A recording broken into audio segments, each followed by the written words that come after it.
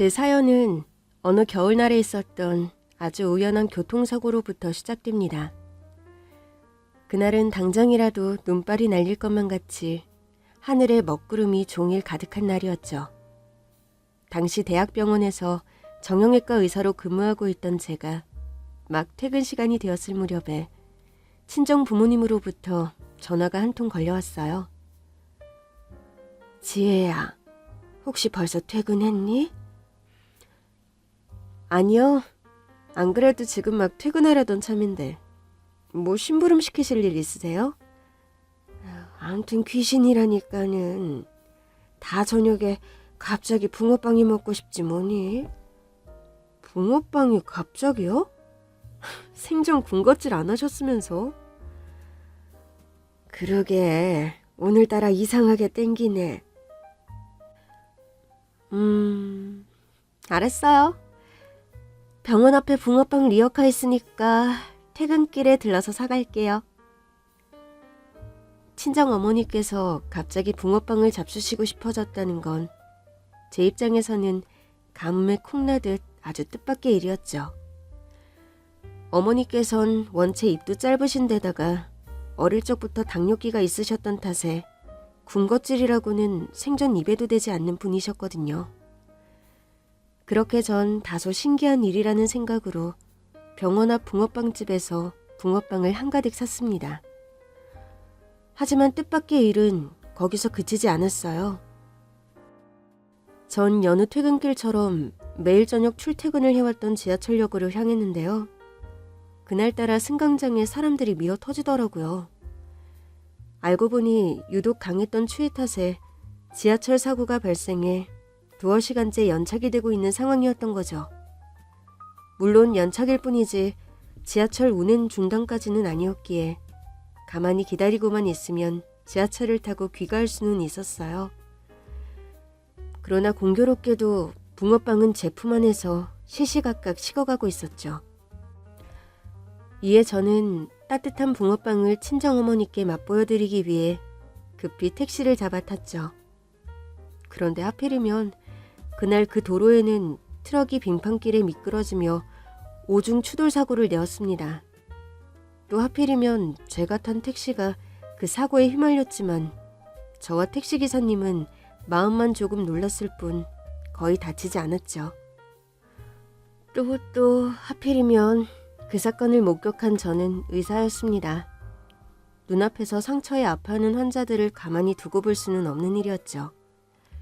순간 사람 살리는 의사로서의 본능이 발동한 저는 오중 추돌 사고 환자들을 향해 반사적으로 내달렸고 119 구급대원들이 도착하기까지 응급조치로 많은 환자들의 목숨을 살려내었는데요. 어쩌면 그날의 우연들은 향후 제 미래를 결정하기 위해 짜맞추어져 있는 운명이었을지도 모르겠습니다. 지나가다 옷깃만 스쳐도 인연이라는 말이 있는 세상인데 그날 제가 응급조치를 했던 사람들 중에는 꿈에도 예상하지 못한 인연이 하나 끼어 있었거든요. 환자분 괜찮으세요? 지열이랑 필요한 응급조치는 다 했으니까 안심하세요.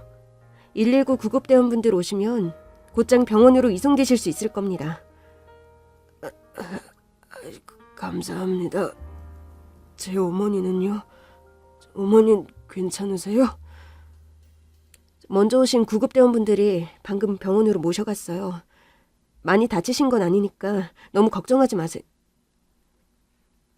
전 딱 거기까지 말하고는 의사의 본분을 잠깐 잊어버리고야 말았습니다. 자신보다 안부를 먼저 챙기던 그 남자의 얼굴이 무척이나 낯이 익었거든요. 그 남자도 제 얼굴을 어디서 많이 봤다는 눈치였어요. 사고로 인한 통증에 아파하는 와중에도 제 얼굴에서 눈을 떼지 못했으니까요. 그리고 마침내 저희는 서로가 서로에게 인연임을 알아보았습니다. 반장? 너 반장이지? 신지혜 맞지? 너 혹시 석철이니? 효재국민학교 6학년 3반 최석철? 네, 맞습니다. 저와 그 남자는 여러 우연들이 연속으로 겹친 사고를 통해서 20년 만에 우연히 재회한 국민학교 동창이었어요. 정말이지 운명적인 재회의 순간이었죠. 그 일이 계기가 되어 전 그 남자와 사랑에 빠지게 되었고 오래지 않아 결혼 준비를 시작하게 되었는데요. 시어머니께서는 특히나 만나는 사람마다 며느리감인 제 자랑을 하고 다니셨죠. 우리 며느리 될 자리가 누군지 알아? 의사야. 그것도 대학병원에서 근무하는 실력 좋은 의사. 아이고, 입만 열면 지겨워가지고 정말. 며느리 자랑 좀 그만해. 누가 보면 의사 며느리는 세상 자기 혼자만 얻은 줄 알겠네. 어떻게 자랑을 안 하고 배겨. 우리 아들이랑은 하늘이 점지해 주신 천생연분인데.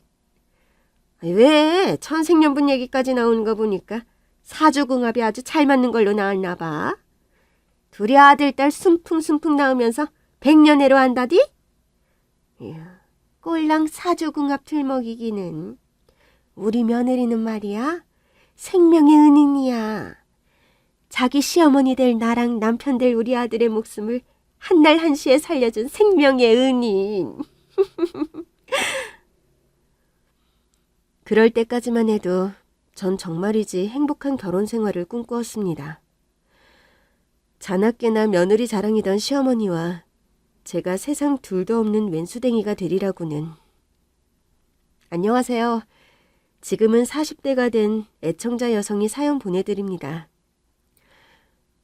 살다 보면 참 신기한 일들이 많이 일어나고는 해요. 특히나 사람의 인연이라는 건 과학적으로 설명할 수 없는 우연의 연속 덕분에 맺어지기도 하죠. 생전 군것질이라고는 입에도 대지 않던 제 친정어머니께서 갑자기 붕어빵을 잡숫고 싶어지면서 결국엔 그 덕분에 저와 남편이 운명과도 같은 재회를 이루었던 것처럼 말이에요. 하지만 인연이란 때론 좋지 않은 결말을 맞이하는 일도 종종 있어요. 지금부터 들려드릴 저의 이야기처럼요. 결혼 직후 저희 부부는 시댁으로 들어가 지내게 되었습니다. 보통 요즘 젊은 부부들은 시댁과 합가하는 걸 꺼려하지 않느냐고요? 혹시 시어머니가 시댁 살림살이를 저한테 전부 떠맡길 생각으로 억지로 합가시킨 건 아니었냐고요? 아니요. 저희 신혼 때까지만 해도 그런 일은 절대로 없었어요. 오히려 시어머니께서 저희 부부를 돌보아 주시기 위해 합가를 제안하셨을 뿐이었죠. 정확히 말씀드리자면 시어머니의 배려인 셈이었어요. 시댁과의 합가가 시어머니의 배려였던 이유는 저희 부부 모두가 무척 바쁜 직업을 가지고 있기 때문이었어요. 이미 말씀드렸다시피 저는 대학병원 의사죠. 그러다 보니 일상생활에 충실하지 못하게 되어버리는 상황이 꽤 많이 발생하고는 해요. 응급실에 생사를 오가는 환자가 들어오면 밤이든 새벽이든 병원으로 달려가서 응급수술을 해야만 하니까요. 자연스레 저의 일상은 집에서 끼니를 제때 챙기기는커녕 설거지를 하지 못해 곰팡이가 쌓이게 된다거나 빨래를 제때 널지 못해 군내가 나게 된다거나 하는 고충이 참 많았죠. 더군다나 남편 또한 수시로 긴급 출동을 해달라는 연락이 오는 직업을 가지고 있었어요. 남편은 유명 보안업체에 근무하는 직원이었거든요. 시어머니께서는 그런 저희를 위해 합가를 제안하셨던 거고요. 얼굴이 누렇게 떴구나. 오늘도 새벽에 전화 받고 수술하러 달려나갔니? 네, 어머님. 10시간 넘는 수술이 되어버리는 바람에 아침이란 점심도 못 먹고 많이 피곤하네요. 그래도 끼니는 챙겨야지. 혹시 병원 구내식당 밥이 입에 안 맞아서 거르는 건 아니고? 구내식당 밥은 먹을만해요. 오늘처럼 밤늦게나 새벽에 달려와서 10시간씩 수술하고 나면 입이 까끌까끌해서 아무것도 안 먹혀서 못 먹는 거죠. 뭐니 해도 건강이 제일인데 사람 살린다는 의사가 자기 건강 못 챙기면 환자들이 웃겠다 얘. 그러지 말고 내가 사골국이랑 끓여다가 매일 가져다 줄까? 입이 깔끌깔끌해서 밥이 안 넘어가는 거면 사골 국물이라도 훌훌 마시면서 기운 차리라고. 에이, 뭘 그렇게까지요. 매일 사골 끓이는 일이 얼마나 힘들고 번거로우실 텐데요. 힘들 거라는 생각하지 말어. 며느리도 자식이라는 말이 있잖니. 자식한테 뭐라고 해두고 싶은 마음은 세상 모든 부모가 다 똑같은 거야. 기왕 얘기 나온 김에 시댁이랑 학가에서 사는 것도 한번 생각해보고. 너나 아범이나 바깥일로 똑같이 바쁜 사람들인데 내가 부모로서 뒷바라지 해주면 둘 다 편하고 좋잖아. 더군다나 넌 우리 모자의 생명의 은인이기도 하잖니. 은혜는 당연히 갚아야지. 그렇게 말씀하시는 시어머니의 목소리와 눈빛에는 자식 내외를 아끼는 사랑이 듬뿍 담겨 있었고, 전 남편과 상의한 끝에 시어머니의 정성을 받아들여 합가를 하기로 결정했던 것이었어요.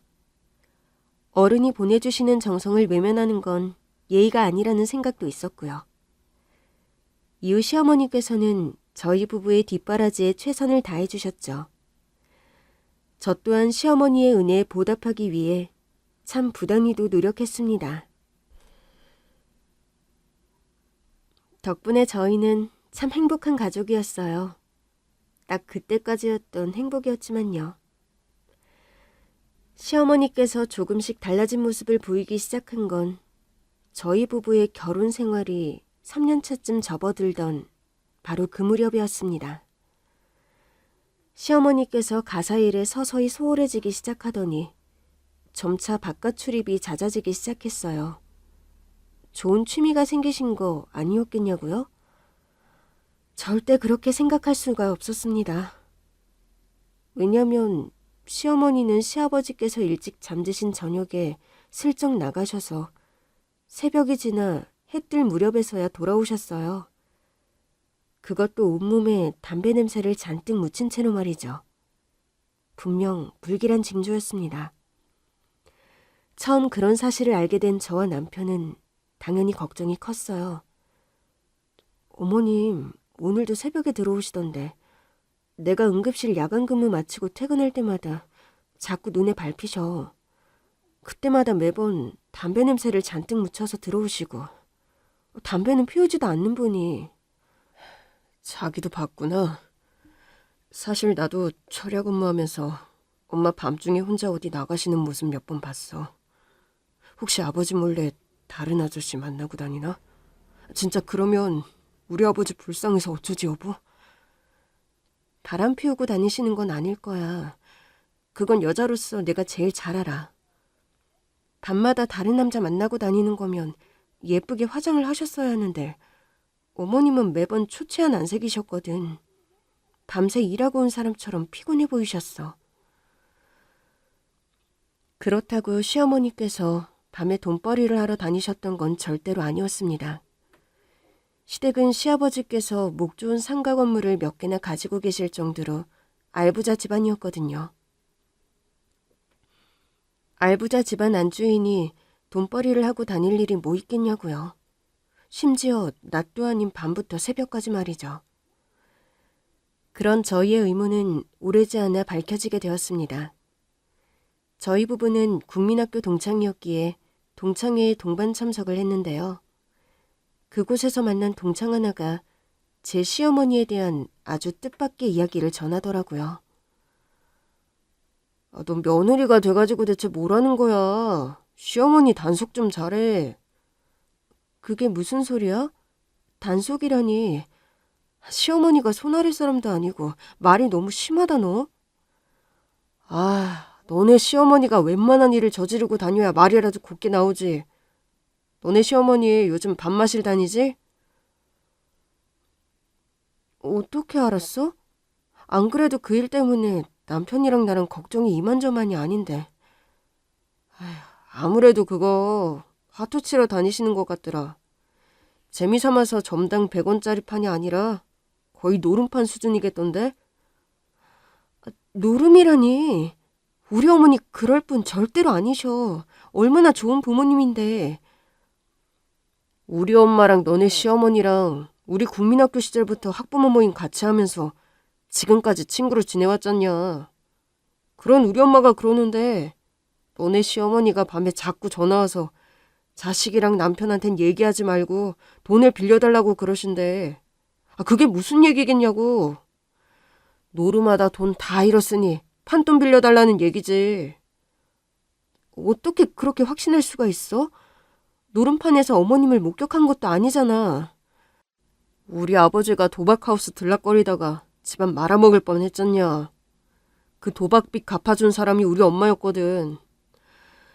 노름에 빠진 사람이 어떤 행동을 보이는지 우리 엄마 눈에 훤히 보일 수밖에 없는 거지. 너네 시어머니 밥 마실 나갔다가 돌아오실 때면 꼭 담배 냄새 진하게 묻히고 들어오시지? 겉도 아주 초췌한 안색이 돼가지고서는. 그럼 거의 무조건 노름판에서 판돈 다 잃고 돌아온 거라고 봐도 돼. 제 시어머니께서 도박에 손을 대신 것 같다는 말은 저희 부부로서는 솔직히 믿고 싶지 않은 이야기였어요. 그러나 그 말을 전한 동창에게는 시아버지가 노름판에 빠져 시댁을 완전 말아먹을 뻔했던 경험이 있었기에 쉽게 넘길 수 있는 일도 아니었죠. 하지만 좋은 부모님이셨던 시어머니를 함부로 의심하는 건 예의가 아니기에 저희 부부로서는 확인이 필요했습니다. 그래서 남편은 시어머니 모르게 보안업체 일에 휴가를 내었어요. 시어머니께는 정상적으로 야간 근무를 나가는 척 시댁을 나서서는 집 앞에 주차된 차에 잠복해 시어머니가 밤마실을 나오기를 기다렸죠.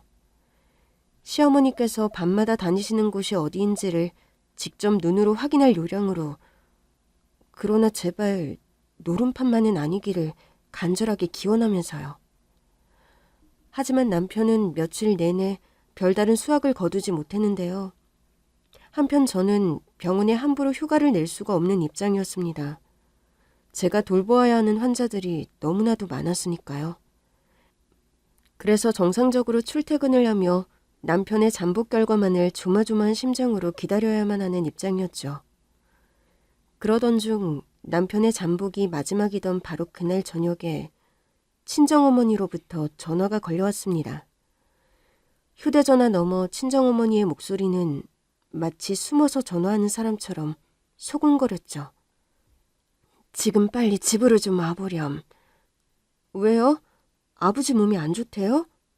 그럼 이럴 게 아니라 구급차 불러서 우리 병원으로 이송해달라고 해요. 그게 제일 빨라. 엄마 지금 몰래 전화하는 거니까 목소리 낮추고. 일단 얼른 집으로 와. 사부인께서 지금 여기 와 계시다. 바로 그 순간 친정어머니와 통화가 연결되어 있는 휴대전화 너머로 시어머니께서 내가 이 자리에서 혀를 깨물고 까무러치면 속이 시원하겠습니까? 하고 고함을 지르는 소리가 들려오는 것이 아니겠어요? 그 고함 소리가 끝나기 무섭게 전화가 끊겨버렸고 친정의 사달이 났음을 직감한 전 급히 집으로 달려갔습니다. 그렇게 도착한 시댁은 아수라장이었습니다. 시어머니는 모라모라 알아들을 수 없는 소리를 질러대며 행패를 부리고 있었고 제 친정 부모님은 사부인을 차마 힘으로도 말리지도 못한 채로 그저 어쩔 줄을 몰라 하고 계신 상황이었죠. 놀란 전 시어머니께 급히 다가가 여쭈었습니다. 일단 진정하시고요, 어머님. 제 친정 부모님이랑 무슨 일 있으셨나요? 그러자 시어머니께서는 제 친정 부모님께 새아가한테 알리지 말라고 했더니 기어코 일러다 바쳤느냐며 한마디 톡 쏘아붙이셨어요. 그리고 나서야 제게 이렇게 말씀하셨죠. 오늘 있었던 일 절대 입 밖에 뻥끗도 하지 말아라. 네 시애비랑 아범한테 한마디라도 꺼내는 순간 그땐 확 멍석마리를 해서 소박을 놓아버릴 테니. 사돈들도 잘 들으셔. 오늘 우리끼리 했던 얘기 새아가랑 같이 평생 무덤까지 가지고 가십시다. 피차 제명대로 살고 싶으면. 그 말을 끝으로 시어머니께서는 도망치듯 제 친정을 떠나버렸습니다.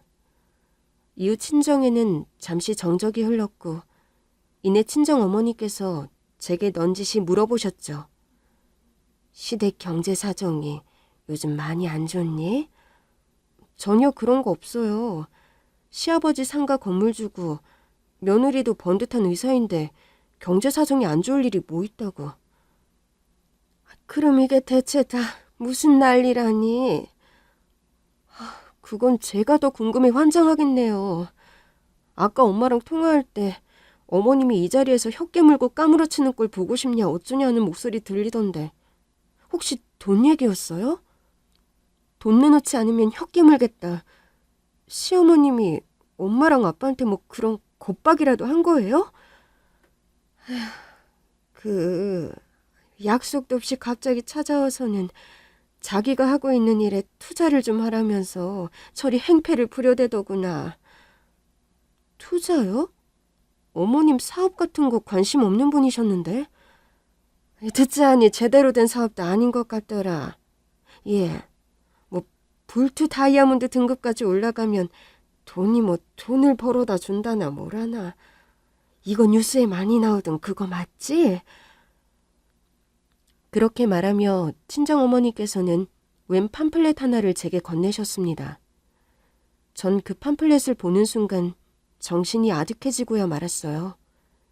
시어머니가 자기가 하고 있는 일에 투자하라면서 친정을 아수라장으로 만들었던 바로 그 일은 다단계였거든요.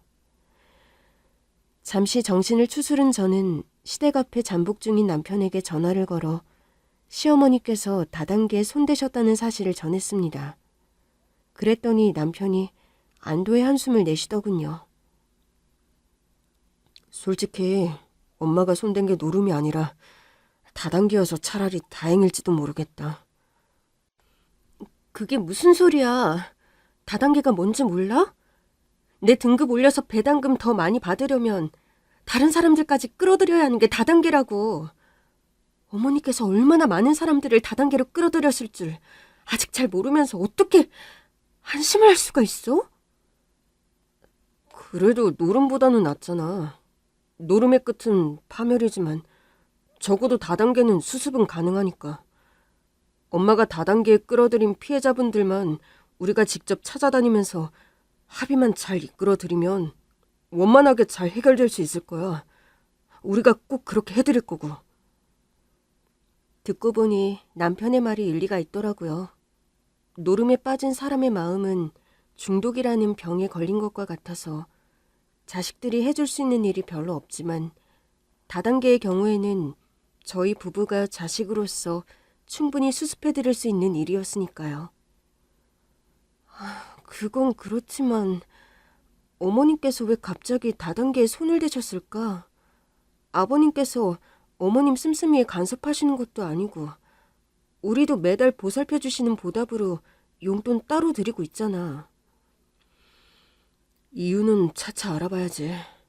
뭐 일단 노름 아닌 걸 다행으로 생각하고 난 이쯤에서 잠복 그만두고 엄마 좋아하는 치킨 몇 마리 사가지고 들어가야겠다. 그동안 엄마 의심했던 거 미안해서라도. 그래, 잘 생각했어. 일단 난 오늘은 친정에서 하루 묵고 갈게. 엉망이 된 거실도 좀 정리할 겸. 놀란 엄마랑 아빠 마음도 달래드릴 겸 해서. 그렇게 남편은 마침 마지막 날에 접어들었던 시댁 앞 잠복을 중단했습니다. 저는 친정에서 하룻밤 묵으면서 놀라셨을 친정 부모님과의 시간을 보냈고요. 그런데 막 동이 터올 무렵에 문제의 바로 그 전화가 걸려왔습니다. 자순애 씨 며느님 되시죠? 다름이 아니라 여기 경찰서인데요. 보호자분께서 좀 와주셔야 할 것 같아서 연락을 드렸습니다. 순간 불길한 직감에 가슴이 덜컥 내려앉고야 말았습니다. 경황 없이 경찰서에 도착해보니 제가 직감했던 바로 그 상황이 벌어져 있더군요. 시어머니께서 거액의 노름 화투판에 참여하시다가 경찰에 검거되었던 것이었죠. 다행히 시어머니께서는 고령인데다가 초범인 점이 정상 참작되어 훈방으로 풀려나셨지만 전 도무지 그 상황을 이해할 수가 없었습니다. 돈이 필요하시면 말씀을 하시지. 왜 굳이 도박이랑 다단계에 손을 대신 건가요? 너 지금 시애미 약점 잡았다고 기세 올리는 거니? 일전에 친정에서 봤던 모습도 있겠다. 이참에 훈계라도 단단히 하겠다는 거야 뭐야. 저 진심으로 지금 어머님 걱정해서 여쭙는 거예요. 경제적으로 남부럽지 않은 사모님이 그런 일에 손을 대셨을 정도면 무슨 큰 문제라도 있지 않을까 싶어서요. 다단계에 넣을 돈이 필요해서 노름을 시작하셨는지 아니면 노름에 필요한 돈이 필요해서 다단계를 시작하신 건지도 궁금하고요. 집안에 돈이야 많지. 근데 그게 네 시아버지 돈이지 어디 내 돈이라디? 명의야 아버님 명의로 되어 있지만 아버님께서 어머님 씀씀이에 간섭하지 않으셨잖아요. 그렇게 평생을 살아오셨으면서 왜 갑자기 이렇게 변하신 거냐고요. 그러자 시어머니께서는 한참을 고민하시더니 이내 머뭇거리며 이야기를 들려주셨습니다. 내 고향 친구 중에 남편이랑 황혼 이혼을 한 사람이 하나 있어. 이혼하면서 위자료도 제대로 못 받고 쫓겨난 처지가 얼마나 한이 되었던지 나한테까지 찾아와서 하소연을 하더라. 늙고 병들어서 내 명의로 된 재산 없으면 서럽다고. 너도 남편 부자랍시고 마음 놓지 말고 사람이 언제 어떻게 될지 모르니 네 주머니는 자기가 알아서 챙겨 놓아야 한다고. 그러면서 그 친구가 새로 시작했다는 일을 소개시켜 주더구나.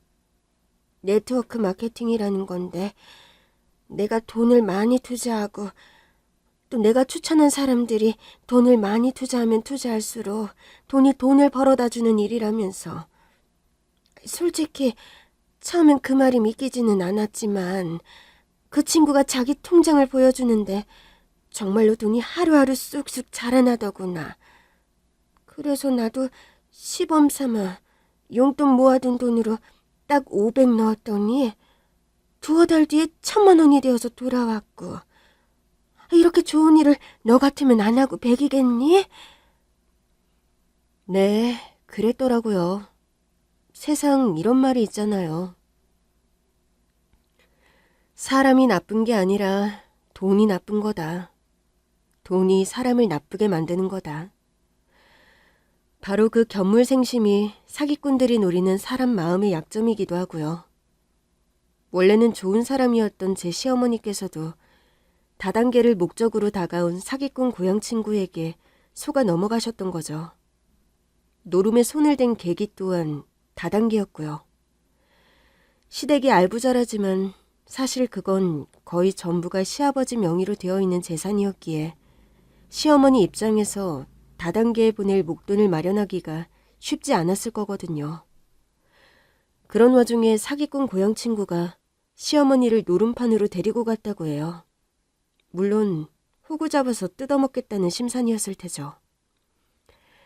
시어머니께서는 그런 줄은 까맣게 모른 채로 다단계에 속은 것도 모자라서 노름판 호구로까지 전락해버렸던 거고요. 모든 내막을 알게 된 저는 그런 시어머니를 며느리로서 말려야 했습니다. 집안 말아먹는 거 정말 순식간이거든요.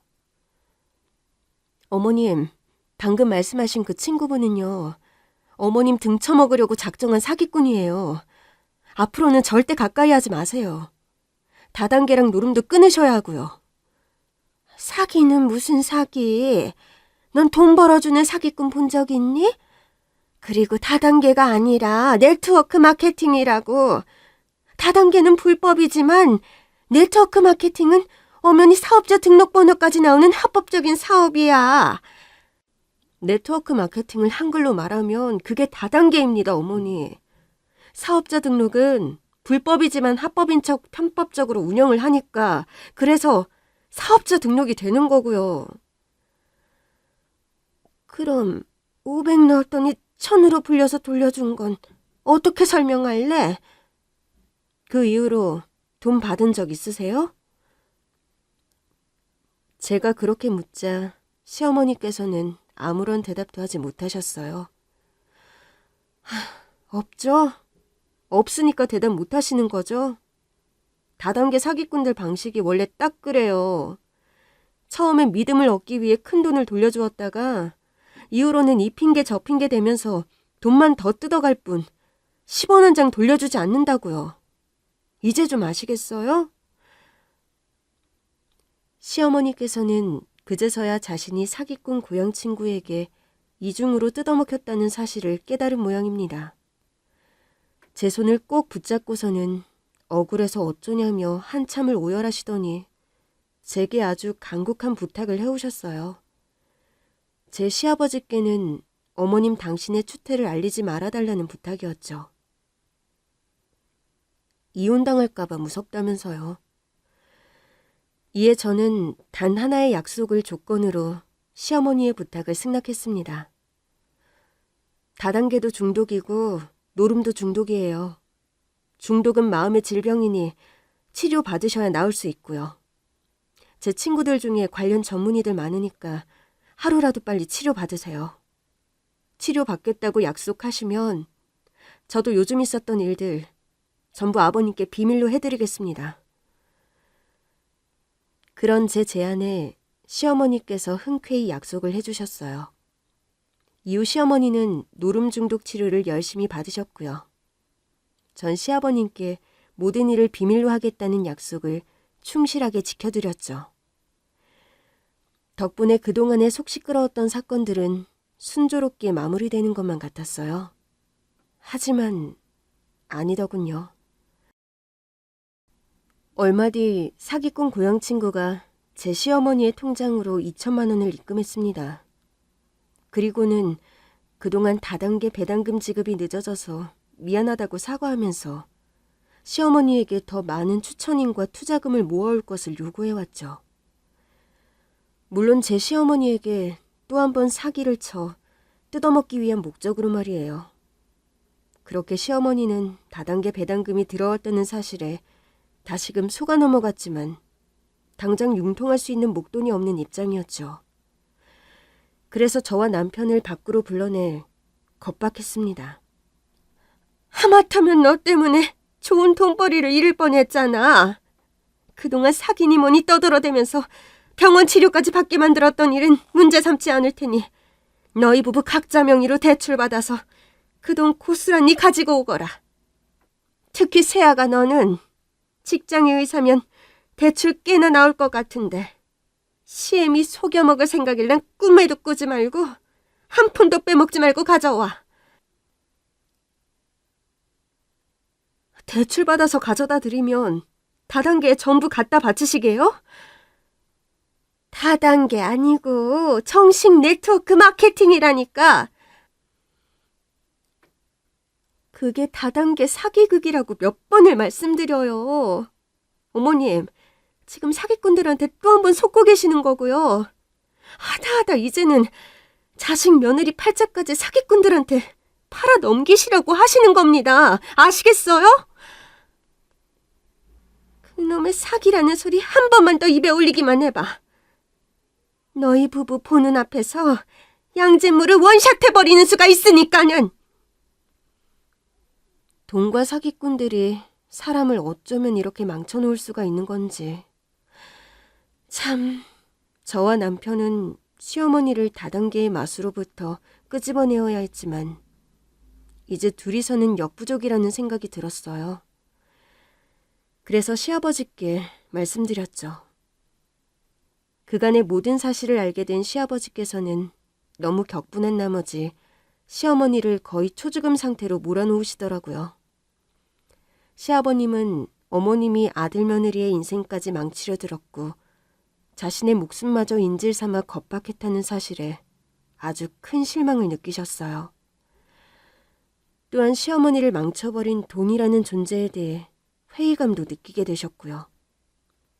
그래서였을까요? 곧장 이혼 절차에 돌입하신 시아버지께서는 이혼이 성사되던 바로 그날에 저와 남편을 불러다 앉혀 놓으셨습니다. 그리고는 아주 엄숙하게 말씀하셨죠. 이번 일 겪으면서 돈이라면 아주 신물이 나는구나. 근데 이놈의 돈이라는 건 떨쳐내고 싶다고 함부로 떨쳐낼 수 있는 것이 아니야. 마음이야 싹 다 불질러 없애버리고 싶지만서도 내가 홧김에 그래버리면 우리 상가에 들어와 있는 상인들이 공경을 겪게 되겠지. 해서 내 모든 재산을 아범 내외에게 상속해 관리를 맡기려고 한다. 다만 이거 하나는 명심해야 할 것이야. 너희만큼은 그 여자처럼 돈 때문에 망가지지 말아주려무나. 애비의 마지막 부탁이다. 시아버지께서는 그날로 강원도 산골에 작은 농막을 마련해 자연인이 되셨습니다. 속세의 많은 욕망들을 멀리하며 그저 자연과 더불어 사는 순수한 삶을 시작하신 거죠. 반면 시어머니는 저와 남편의 골칫덩이가 되었어요. 시아버지께서 농막으로 들어가자 시어머니가 시댁으로 돌아와 다시 안방을 차지해버렸거든요. 하필이면 그 무렵 남편은 직장에서 승진심사를 앞두고 있었고 전 저대로 학회 세미나 준비 일정이 겹쳐버린 바람에 집을 구해 분가하기 어려운 상황이었죠. 적당한 집을 찾아서 계약을 하고 이사 날짜를 받아서 짐을 옮기고 하는 모든 과정이 결국엔 시간이 필요한 일이었으니까요. 그러는 와중에 시어머니는 저를 향한 복수심을 불태우고 있었습니다. 며느리년이 시아버지께 말만 전하지 않았더라도 이혼당할 일은 없었을 거라고. 그래서 이혼의 주범은 몹쓸 며느리년이라면서 저를 원망하고 있었거든요. 심지어 시어머니는 저에게 시댁의 재산을 빼앗겼다며 아주 칼을 갈고 있는 눈치였어요. 시아버지께서 돌아가시면 그 재산의 1순위 상속자는 법적 배우자인 시어머니가 되었을 텐데 이혼하게 되면서 상속은 꿈도 못 꾸게 되어버린 꼴이었으니까요. 실제로 시아버지께서는 제 남편에게 재산을 미리 상속하고 나서야 강원도로 들어가 자연인이 되셨고요. 상황이 이러니 시어머니 입장에서는 제가 세상 둘도 없는 악녀로 보였을 테죠. 하지만 아무리 그래도 저를 향한 시어머니, 아니 시모의 행동은 도가 지나쳐도 한참 지나친 것이었습니다.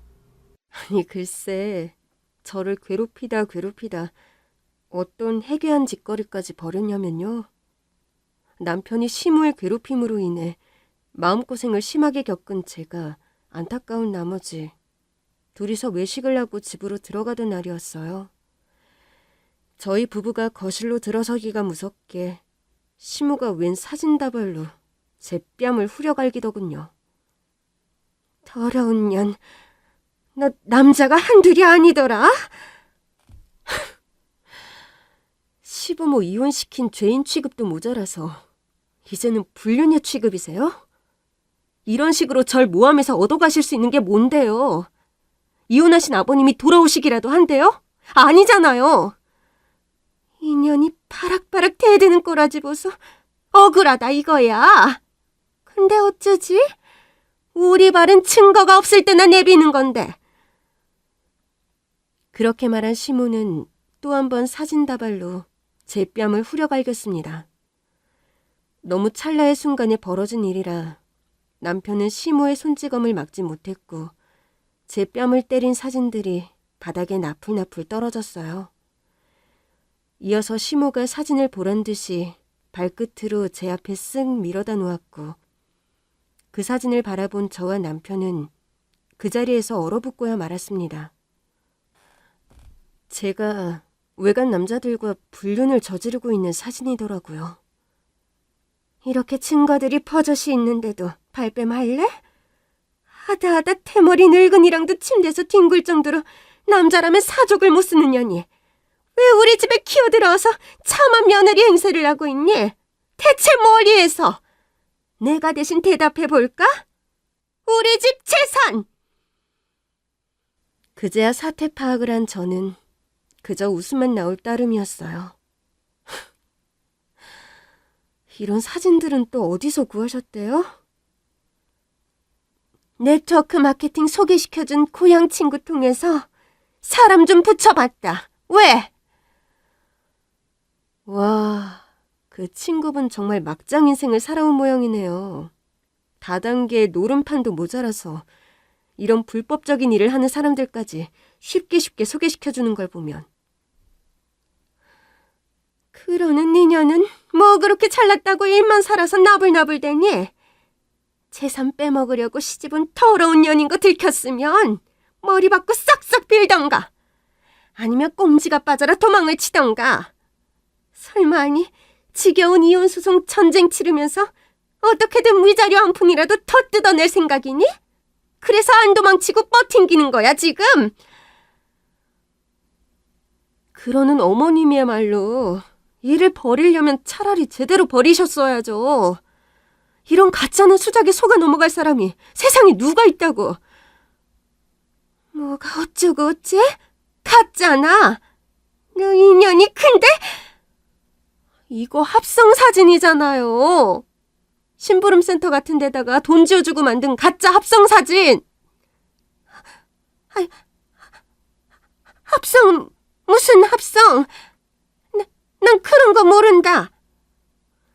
바로 그때 남편이 사진 한 장을 시모의 얼굴에 들이밀며 따지기 시작했어요.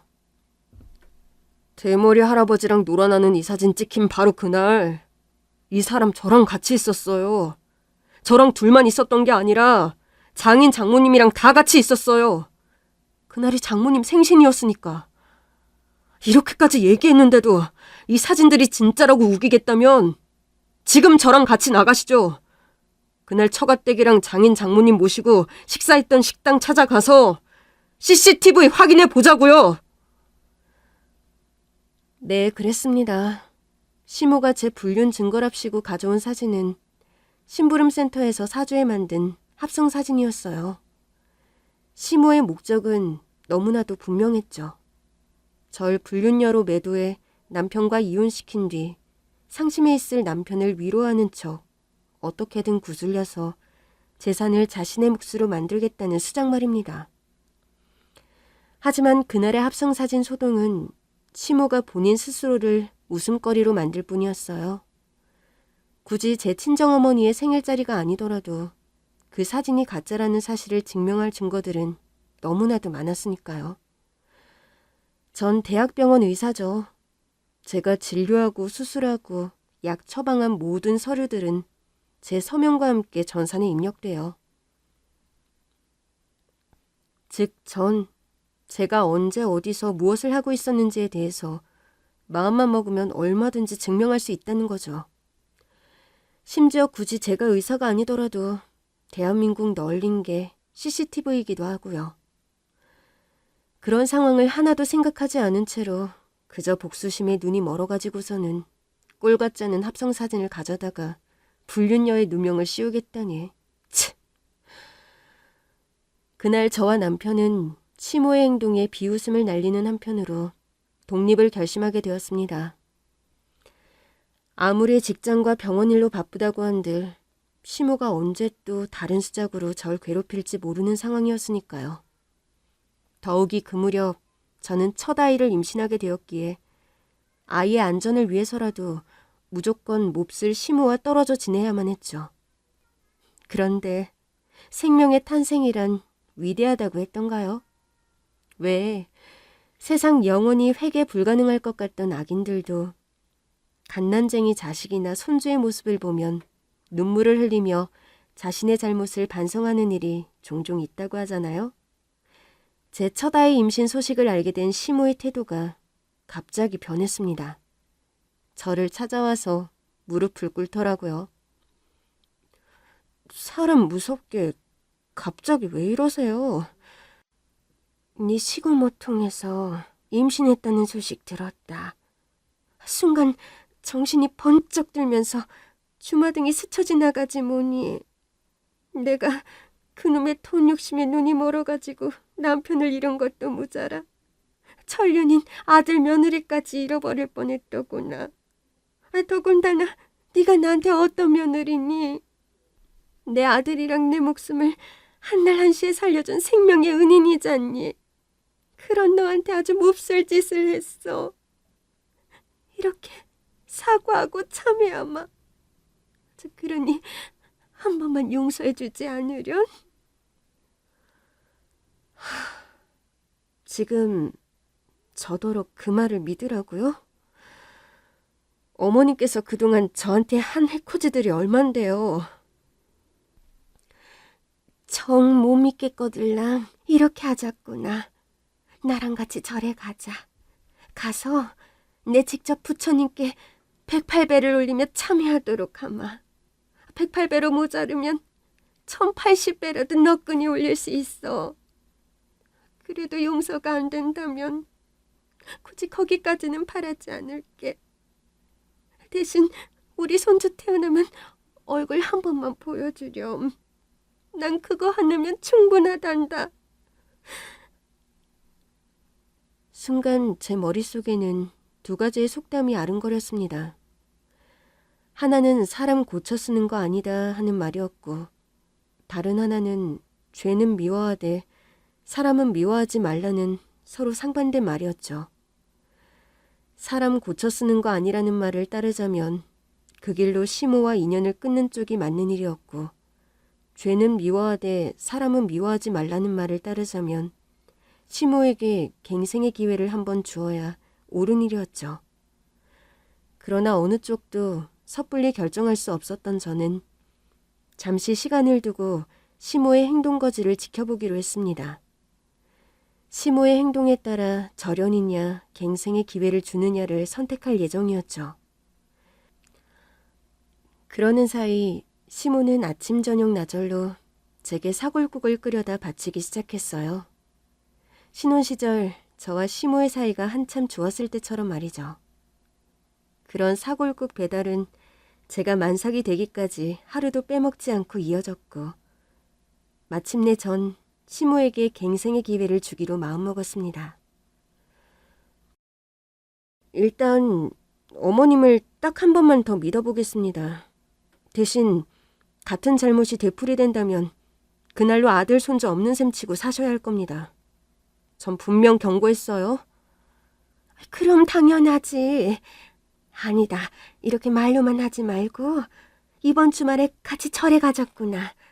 일전에 약속했던 108배 하면서 너한테 믿음도 줄 겸 지난날의 내 허물을 다 털어내고 올바른 새 사람 되어서 돌아오련다. 그렇게 전 시모와 함께 사람이라고는 아무도 없는 어느 산사로 향했습니다. 마침 그 산사에는 108배를 위한 돌계단이 마련되어 있었습니다. 수행자가 계단을 한 계단 한 계단 올라가며 절을 올리는 그런 계단이었죠. 다행스럽게도 만삭인 제가 차에서 내린 곳은 108배 계단 꼭대기에 자리한 주차장이었는데 시모가 저를 108배 계단 쪽으로 이끌고 가더라고요. 계단이 가파르네요. 걸어서 내려갔다가 108배 하면서 올라오시는 거죠? 내가 미쳤니? 이 나이에 계단 오르락내리락 생고생이나 하고 앉았게? 그때 절 바라보는 시모의 표정은 마치 악마처럼 돌변해 있었습니다. 전 순간 불길한 직감을 느꼈고 시모의 악마 같은 말이 이어졌어요. 어쩌냐? 여기는 CCTV 사각지대인데 널 구해주거나 경찰서에서 증언해줄 사람도 주변에 하나 없고 남의 팔자 망쳐놨으면 니년 팔자도 썩어 문드러질 각오 정도는 했어야지. 이게 그 복수다 이년아. 시모는 그렇게 외치며 만삭인 저를 계단으로 밀어버렸습니다. 하지만 그날 시모는 아주 큰 실수를 범했어요. 그 실수는 바로 절 계단으로 밀려면 제가 방심한 사이에 밀어버렸어야지 굳이 주절주절 떠들어가면서 밀었다는 거죠. 그 바람에 저는 시모가 어떤 돌발 행동을 할 것이라는 사실을 미리 예측할 수 있었고, 덕분에 시모가 절 계단으로 밀치는 순간 온몸에 힘을 잔뜩 주고 있었기에 계단으로 굴러내리는 대신 그 자리에 엉덩방아를 찢는 정도에 그치고야 말았죠. 제가 계단으로 굴러떨어지지 않자 당황한 시모는 저를 기어이 계단으로 떨어뜨리기 위해 마구 밀어내려고 했어요. 그러나 저는 꿈쩍도 하지 않았죠. 제가 누군가요? 무려 정형외과 의사잖아요. 정형외과 의사는 뼈를 깎는 등인과 체력이 요구되는 수술이 본업이에요.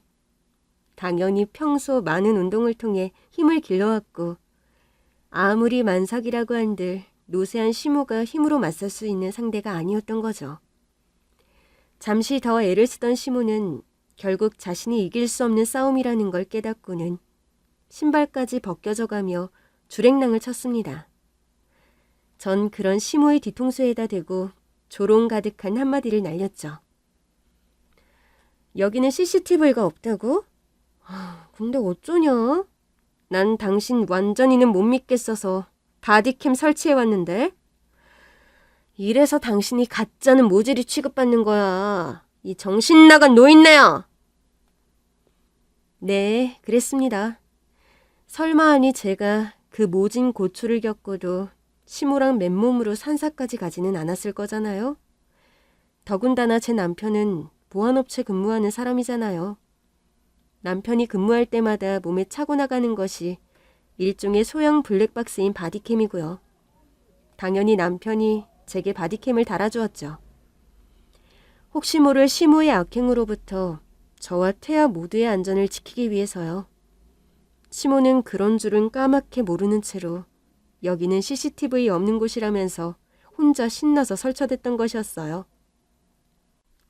이후 남편은 바디캠 동영상을 통해 모든 사실을 확인하고는 시모의 뺨을 후려치며 의절을 선언했고 저희 부부는 시댁에 그대로 머물러 살게 되었어요. 왜 시모를 피해 다른 집으로 분가해 나가지 않았느냐고요? 저희가 분가할 필요 자체가 완벽하게 없어졌거든요. 만삭인 저를 계단으로 밀어넣으려고 했던 악마 시모가 그 사건으로 인해 경찰 조사를 받는 과정에서 정신감정을 받게 되었습니다. 그 결과 조현병이 아주 심하다는 진단이 나왔어요. 조현병이란 지난 시절에는 정신분열증이라고 불리우던 아주 중증, 사실상 치료가 불가능한 정신병이죠. 그렇게 시모는 형사처벌을 받는 대신 사실상 남은 여생의 전부를 정신병원 수감치료를 받게 되었고 저희 부부는 시모의 악행으로부터 평화를 되찾게 되었답니다. 이렇게 사연을 마치면서 전 비록 정형외과 전문의이지만 어쨌거나 공통의학을 공부한 하나의 의사로서 노름이 얼마나 무서운 것인지 말씀드리고자 해요. 앞서 잠깐 언급했던 것처럼 노름은 마음의 병, 중독이죠. 중독은 정신건강에 아주 큰 문제를 일으켜요. 저의 사연을 통해 들으셨던 한때는 좋은 사람이었던 제 시모라는 사람이 다단계와 노름 중독으로 인해 급기야는 조현병 환자가 되어버린 것처럼요. 제 사연은 여기까지입니다. 들어주셔서 감사합니다.